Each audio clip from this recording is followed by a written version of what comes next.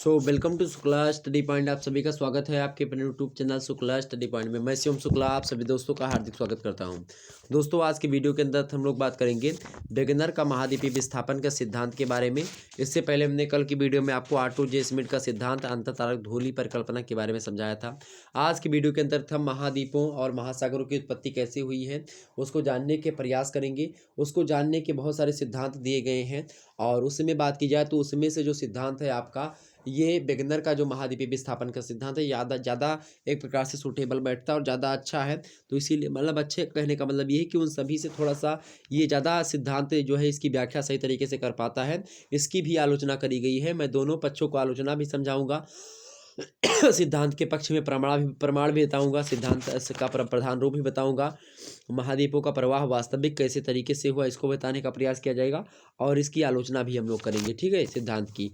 और इससे पहले भी और तमाम सारे सिद्धांत जैसे कि लॉर्ड केल्विन की परिकल्पना भी है, महासागरों की उत्पत्ति और महाद्वीपों की उत्पत्ति से संबंधित लैपवर्थ एवं लव की परिकल्पना है। लेथियन ग्रीन ने अपनी चतुष्फलक परिकल्पना दी है।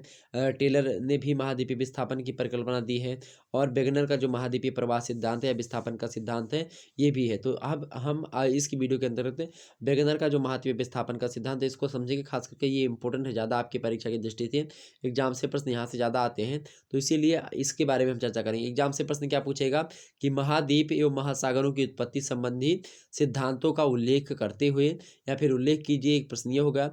दूसरा प्रश्न आपसे पूछ सकता है कि वेगनर के महाद्वीपीय विस्थापन सिद्धांत की आलोचनात्मक विवेचना कीजिए। या फिर एग्जाम से प्रश्न पूछे कि महाद्वीप एवं महासागरों की उत्पत्ति संबंधी सिद्धांतों का उल्लेख करते हुए वेगनर के महाद्वीपीय विस्थापन सिद्धांत की आलोचनात्मक विवेचना प्रस्तुत कीजिए। ओके, तो आप आसानी से कर सकते हैं। आइए हम चर्चा करते हैं कि आखिरकार हम लोग इसको कैसे समझते हैं। तो इससे पहले 5 लेक्चर जियोग्राफी के ऑलरेडी 6 लेक्चर अवेलेबल हैं तो उनको देख लीजिएगा। ये आज का 6वां लेक्चर है, ठीक। तो इसको भी आप लोग जो है आसानी से देखें और वीडियो को लाइक और शेयर कर दीजिए। जितने भी लोग देख रहे हो फटाफट से वीडियो को लाइक करेंगे और शेयर कर दीजिएगा अपने सभी दोस्तों के पास। बीए प्रथम सेमेस्टर को लेकर के बात कर रहा हूँ, जियोग्राफी अर्थात भूगोल के बारे में, ठीक। नई शिक्षा नीति के अनुसार हम समझने का प्रयास करते हैं इनके सिद्धांत को, वेगनर का जो महाद्वीपीय विस्थापन का सिद्धांत है सॉरी। महाद्वीप एवं महासागर पृथ्वी के प्रथम श्रेणी के उच्चावच हैं। उच्चावच मतलब कि इनका जो निर्माण हुआ है वो पहले हुआ है। पृथ्वी बनी, पृथ्वी बनने के बाद में जो है जो महासागर और महाद्वीप बने, पहला एक प्रकार से यही जो है प्रकार से जो उच्चावच के रूप में, उच्चावच वही होता है जैसे कि कहीं पर ऊंचा कहीं पर खाला, तो ही उच्चावच होता है। मतलब कि जो पिंड होती है पृथ्वी पर जो आकारदार कोई चीज़ है जैसे कि कहीं पर पर्वत, पठार, घाटी, चोटी, दर्रा, ये झरना, ये सब चीज़ें होती हैं, ठीक, झील वगैरह, और इसके बाद में यही सब चीज़ें। ओके, तो महाद्वीप और महासागर पृथ्वी के प्रथम श्रेणी के उच्चावच हैं। उसके बाद में जो प्रथम श्रेणी के उच्चावच हैं उनके द्वारा जो बनते हैं द्वितीय श्रेणी के उच्चावच, जैसे कि जो है महासागरों से जो नदियाँ वगैरह होती हैं या फिर जो है इनके द्वारा क्या बनाए थे महाद्वीपों, इनके बाद में क्या निर्माण हुआ, पर्वत निर्माण वगैरह जो होता है ये द्वितीय श्रेणी के उच्चावच हैं। ओके, पर्वत निर्माण वगैरह जो होते हैं तो ये सब द्वितीय श्रेणी के उच्चावच होते हैं।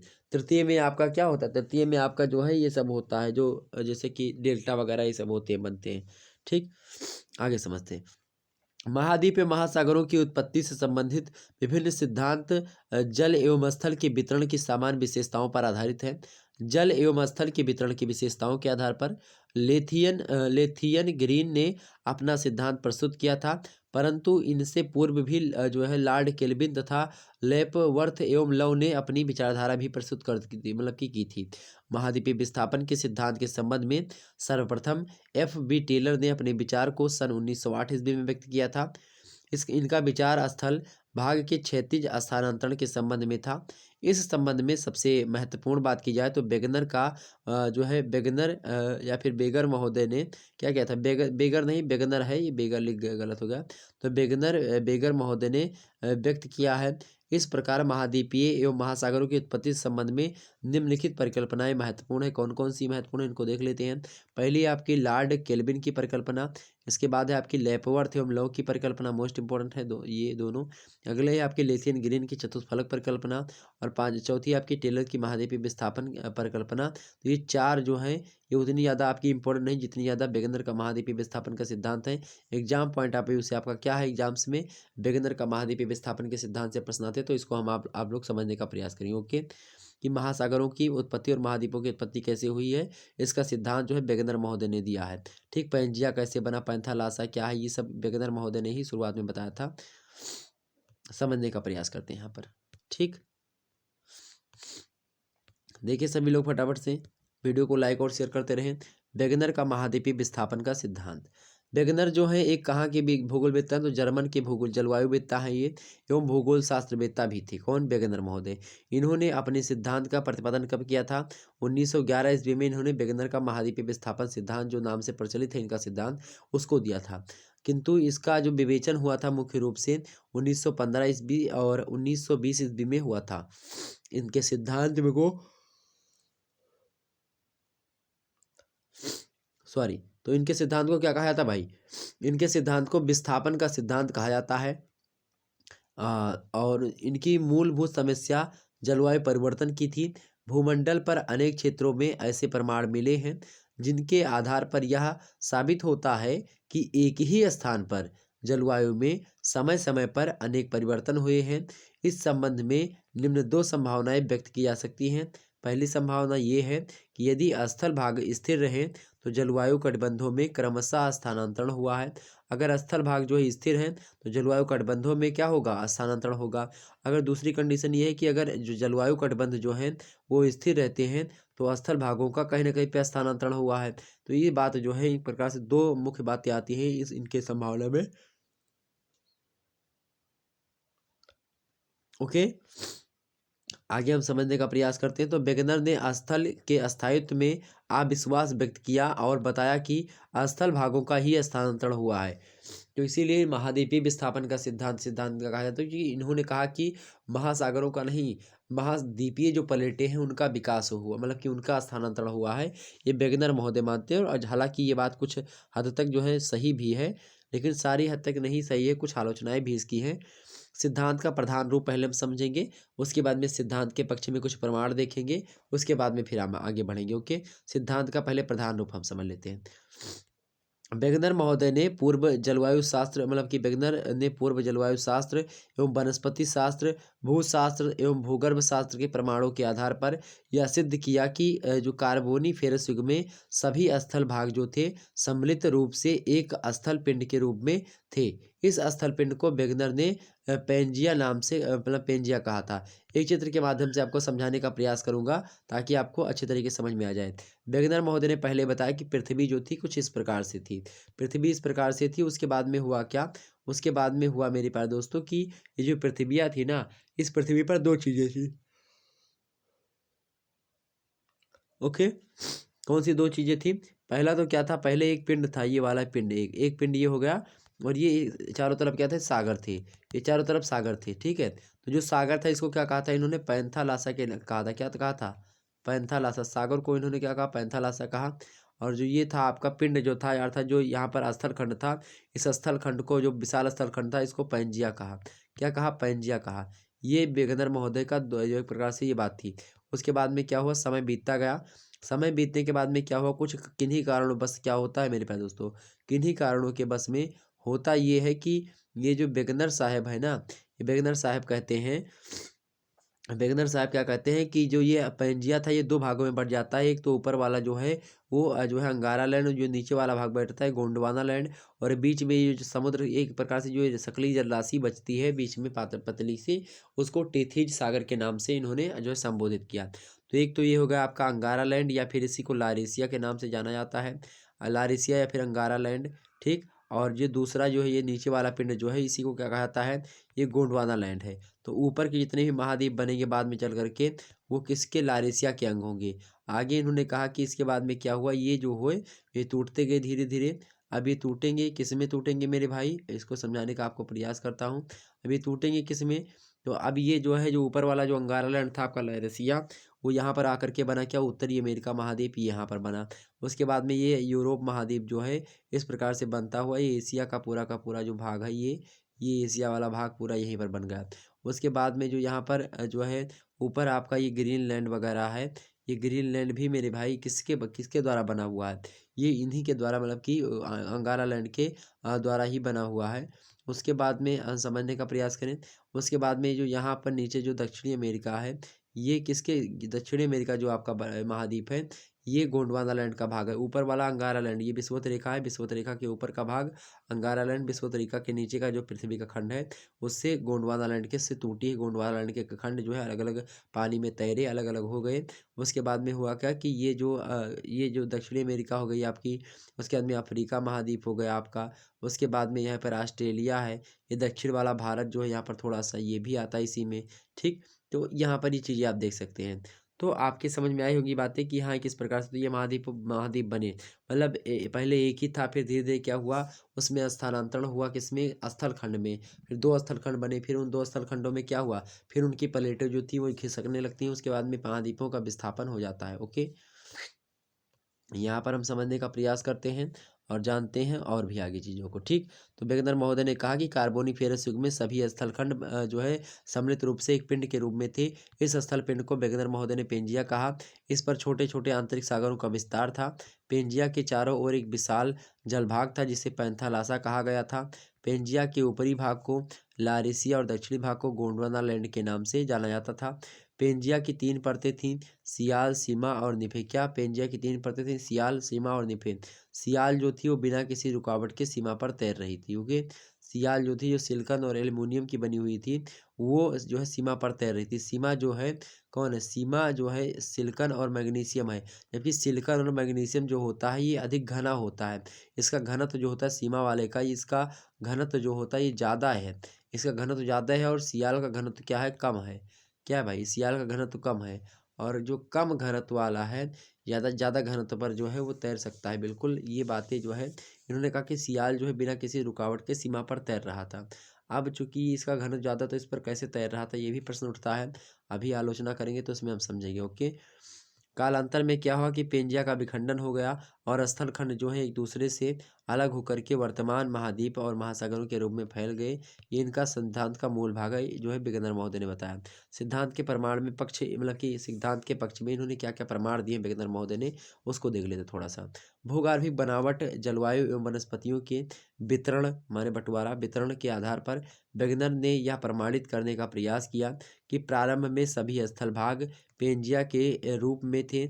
इन्होंने इस संबंध में निम्न प्रमाण दिए हैं। कौन से प्रमाण दिए हैं?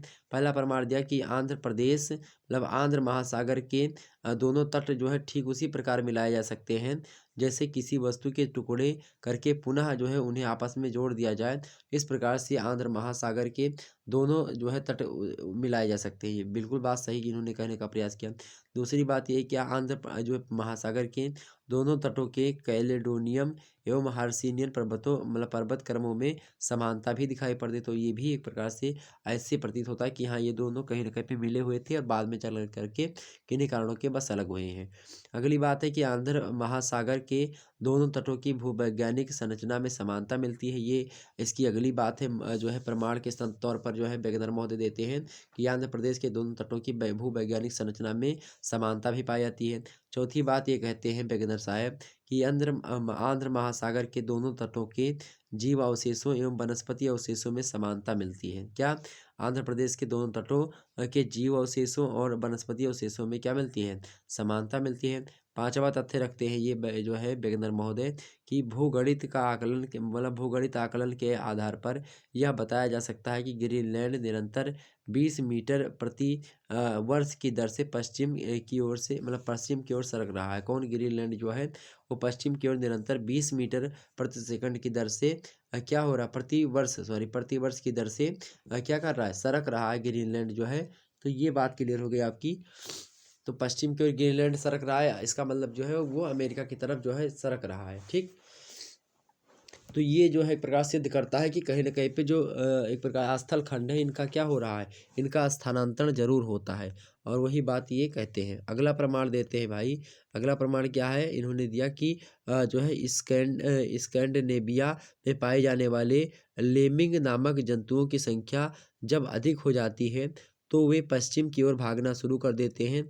इससे स्पष्ट होता है कि जब सभी महाद्वीप मिले हुए थे तो वे पश्चिम की ओर जाना प्रारंभ कर देते थे। मतलब कि जब सभी महाद्वीप मिले हुए थे तो वे पश्चिम की ओर जाना प्रारंभ कर देते थे और इस प्रकार से वो क्या हो जाते थे, वो जो खंड होता था मतलब पश्चिम की ओर भागने से वो जो एक प्रकार से उसका स्थानांतरण भी होता रहता था। ठीक, तो आगे कहते हैं अगला प्रमाण देते हैं इसके संदर्भ में। अगला प्रमाण क्या देते हैं, 7वां प्रमाण ये देते हैं भाई साहब, क्या देते हैं वेगनर महोदय। वेगनर महोदय कहते हैं कि ग्लेसोपटरिस वनस्पति का गोंडवाना लैंड के भागों अर्थात महाद्वीपों में मिलना यह स्पष्ट करता है कि कभी सभी भूभाग मिले हुए थे।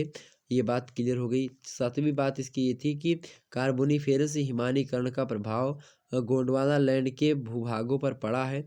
इससे स्पष्ट होता है कि कभी सभी महाद्वीप मिले हुए थे और बाद में चल करके ही अलग हुए हैं। ये बात इतने तथ्य जो है किसने रखे, वेगनर महोदय रखते हैं। अब आखिरकार भैया वेगनर महोदय ने कह तो दिया कि हाँ महाद्वीपों का विस्थापन हुआ है, प्रवाह हुआ है। अब प्रवाह के लिए कौन से बल का प्रयोग बताया, तो वेगनर के अनुसार जब पेंजिया का विभाजन हो गया तो उसमें दो दिशाओं की ओर से जो है दो दिशाओं की ओर से प्रवाह। पहली क्या, उत्तर से मतलब उत्तर की ओर मतलब भूमध्य रेखा की ओर, दूसरी क्या पश्चिम की ओर। ठीक, आगे समझने का प्रयास करते हैं। भूमध्य रेखा की ओर प्रवाह गुरुत्व बल एवं प्लवनशीलता बल के कारण हुआ, जबकि पश्चिम की ओर प्रवाह सूर्य और चंद्रमा का जो ज्वारीय बल है उसके कारण से जो है क्या हुआ, मतलब कि एक प्रकार से प्रवाह हुआ किसका, जो है जो स्थल खंड थे उनका। महाद्वीपों का वास्तविक प्रवाह देख लेते कैसे हुआ है। महाद्वीपों का वास्तविक प्रवाह, पेंजिया का विभाजन जो है वो कार्बोनिफेरस युग में हुआ। गुरुत्व बल या प्रवनशीलता के बल के कारण पेंजिया का विभाजन दो भागों में हो गया। उत्तरी भाग को लारेशिया तथा दक्षिणी भाग को गोंडवाना लैंड के मतलब गोंडवाना लैंड कहा गया। बीच का भाग टेथीज सागर के रूप में बदल गया। इसे टेथीज का खुलना भी कहते हैं। ओके, ये बात भी ध्यान रखेंगे। जैरेसिक युग में गोंडवाना लैंड का विभाजन हुआ तथा ज्वारीय मतलब कि ज्वारीय बल के कारण से प्रायद्वीपीय भारत में मेडागास्कर, ऑस्ट्रेलिया तथा अंटार्कटिका गोंडवाना लैंड से प्रभावित होकर के गए थे। इसी समय क्या हुआ, इसी समय मेरे प्यारे दोस्तों, इसी समय उत्तरी क्या, इसी समय उत्तरी इसी समय उत्तरी तथा दक्षिणी अमेरिका ज्वारीय बल के कारण पश्चिम की ओर प्रवाहित हो रहे थे। प्रायद्वीपीय भारत के उत्तर की ओर प्रवाहित होने के कारण हिंद महासागर का निर्माण हुआ। दोनों अमेरिका के पश्चिम की ओर प्रवाह के कारण मध्य अटलांटिक कटक का निर्माण हुआ। पैंथालासा पर कई दिशाओं से महाद्वीपों के अतिक्रमण के कारण उसका आकार संकुचित हो गया तथा उसका अवशिष्ट भाग प्रशांत महासागर बना। इस प्रकार जल एवं स्थल का वर्तमान प्रारूप प्लायोसीन युग तक जो है आते आते क्या हो गया, पूर्ण हो गया था। आगे समझने का प्रयास करते हैं वेगनर महोदय का जो सिद्धांत है। आगे वेगनर महोदय कहते हैं कि महाद्वीपीय प्रवाह सिद्धांत के द्वारा पर्वतों के निर्माण, समुद्र द्वीपीय चापों की उत्पत्ति, कार्बोनिफेरस हिमानीकरण इत्यादि की संभावनाओं को हल करने का प्रयास किया जा सकता है। अतएव इनके सिद्धांत में कुछ विसंगतियां आ गई हैं। फिर भी यह सिद्धांत महाद्वीप एवं महासागरों की उत्पत्ति क्या है भाई, फिर भी इनका सिद्धांत जो है महाद्वीपीय एवं महासागरों की उत्पत्ति की समुचित एवं तर्क जो है संगत व्याख्या करता है। अब इसकी हम जो है तर्क संगत व्याख्या करता है, लेकिन इसकी कुछ आलोचनाएं भी हैं। उन आलोचनाओं को देखने का प्रयास करते हैं। आलोचना इसकी ये है, पहली आलोचना, वेगनर महोदय के महाद्वीपीय प्रवाह सिद्धांत की व्याख्या निम्न आधारों पर की जा सकती है। पहली व्याख्या क्या है भाई, पहली व्याख्या आपके समक्ष है। पहली आलोचना इसकी क्या है वेगनर महोदय के सिद्धांत की, कि वेगनर ने महाद्वीपों के प्रवाह के लिए जिन दो प्रकार के बलों का अर्थात जो गुरुत्वाकर्षण बल बताया था कि जो प्रवाह हुआ है महाद्वीपों का, ये जो है अलग हुए हैं पैंजिया से अलग हुए हैं। लारेशिया गोंडवाना से अमेरिका, उत्तरी अमेरिका, दक्षिण अमेरिका, ये सब जो बने हैं ये आखिरकार जो है किससे बने, मतलब गुरुत्वाकर्षण बल से और ज्वारीय बल के कारण से ये जो फैले हैं। ओके, इनका उल्लेख जो है इस सिद्धांत के अंतर्गत बताया गया है। वे महाद्वीपों के प्रवाह के लिए पर्याप्त नहीं है, मतलब मात्र गुरुत्वाकर्षण बल और ज्वारीय बल के कारण से जो है इतने बड़े बड़े जो प्लेट है महाद्वीपीय, ये प्लेट खिसकने वाली भी नहीं है। ये बात भी ध्यान रखेंगे। दूसरी इसकी आलोचना जो है करते हैं, दूसरी इसकी आलोचना करते हुए विद्वान लोग कहते हैं, क्या कहते हैं कि वेगनर ने एक ही सिद्धांत में दो परस्पर विरोधी बातें कह दी। कौन सी, पहले इन्होंने बताया कि सियाल जो है सीमा पर बिना किसी रुकावट के तैर रहा था, लेकिन जब पर्वतों के निर्माण की समस्या की बात आई तो इन्होंने कहा, क्या कहा कि सीमा ने सियाल के प्रवाह में बाधा डाली। यदि इसे ना भी ले तो यदि सियाल से सीमा कठोर है तो सियाल उस पर कैसे तैरेगा। मतलब कि सियाल जो है अगर सीमा से कठोर है तो जो है सीमा कैसे उस पर तोड़ पाए जो है तैर पाएगी। ये बात जो है ये बात ध्यान रखेंगे। तो ये दूसरी आलोचना कर सकते थे। तीसरी आलोचना हम लोग समझने का प्रयास करते हैं। तीसरी आलोचना समझिए मेरे भाई, तीसरी आलोचना समझिए सभी लोग फटाफट से। चलिए, एक बार वीडियो को लाइक और शेयर कर दीजिएगा। जितने भी लोग देख रहे हैं फटाफट से वीडियो को लाइक और शेयर कर दीजिएगा। तीसरी विषय मतलब तीसरा इसकी जो है क्या है भाई, तीसरी इसकी क्या बोल सकते हैं इसको, आलोचना, क्रिटिसिज्म। ओके, आंध्र प्रदेश के दोनों तटों को पूर्ण रूप से नहीं मिलाया जा सकता है, बल्कि दोनों में कुछ अंतर आ जाता है, ये बात भी तय है। ओके, ये आलोचना है इसकी तीसरी। चौथी आलोचना कैसे करेंगे कि महासागर के दोनों तटों की भूगर्भिका संरचना में पूर्ण समानता नहीं मिलती। आंध्र प्रदेश महासागर के दोनों तटों की भूगर्भिका संरचना जो है उसमें पूर्ण रूप से समानता नहीं मिलती, कुछ अंतर पाया जाता है।